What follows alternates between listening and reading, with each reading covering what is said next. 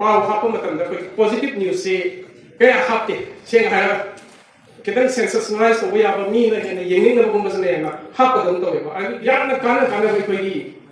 Government scheme में आम जो लेगी है स्कीम से काना बुकुम में आम जो लेते हैं मसी कोई ना खबर दो और क्या कितना हापी है जा सेंसेशनल way ना हापी नहीं है I will just give you 2 examples यार कल नहीं ना प्रेसी सिंह ना उसे गाइजर में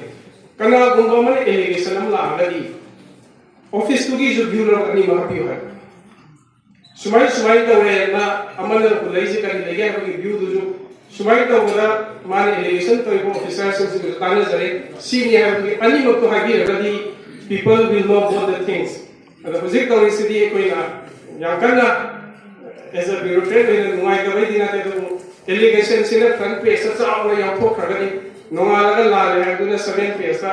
मसा आप यहाँ उन्हें ना मी कोक तक तो डिजिटल अमुक है ना लूरी डिजिटल प्लेटफॉर्म ना कार का दिन साइकी उत्तम ना भी तो सही मंगा करा ले अगर ना AI के थ्रू दा मंगो उत्तम में नमसन कांदा मार्ग में करके लेके एलिगेशन में आप लोग खोल कर देने हैं सिगुम बसगी कितना कोई ना कितना चेक तो बनेंगी then I will request of the embassy to all the digital journalists for कोई की से we कोई नया मतलब उसे कोई पाव हाप मतलब कोई पॉजिटिव न्यूज़ से क्या हापते शेंग है कितने सेंसेशनलाइज हो गया अब मी ना है ना यंगिंग ना बुकुम बस ने ना हाप का दम तो है I will give you some example why I am coming to this यार ना काना कोई गवर्नमेंट स्कीम में आम जो लेगी है स्कीम से काना बुकुम में आम जो लेते हैं मसी कोई ना खबर दो और क्या कितना हापी है जा सेंसेशनल way ना हापी नहीं है I will just give you 2 examples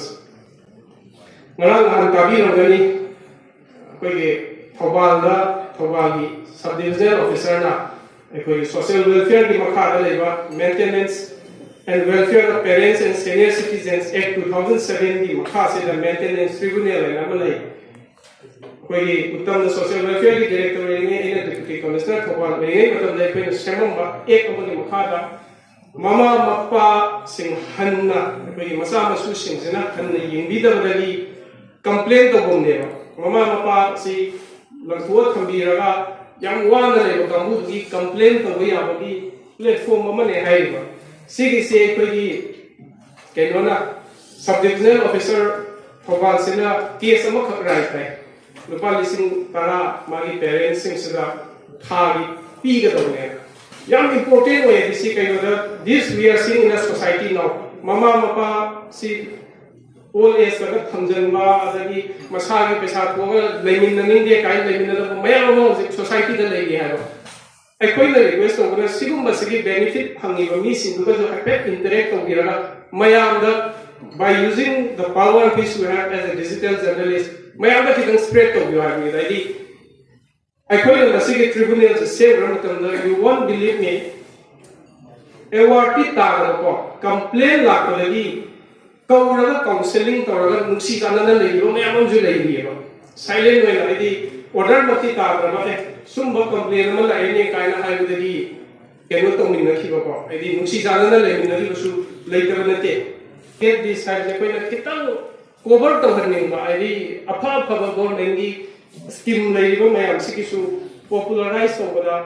Kitang Mating Pangbi Habasini Aduna Manipur objective the shoe and request of this Sigumba public key weba government is popularized over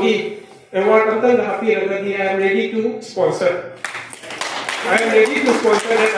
I did because of the woman I am going to come to my own lady I Sigumbasi so I can promote the money because there are so many things people know to come the Kana without the journalists people that this message pass on deva. So we seek your support in that.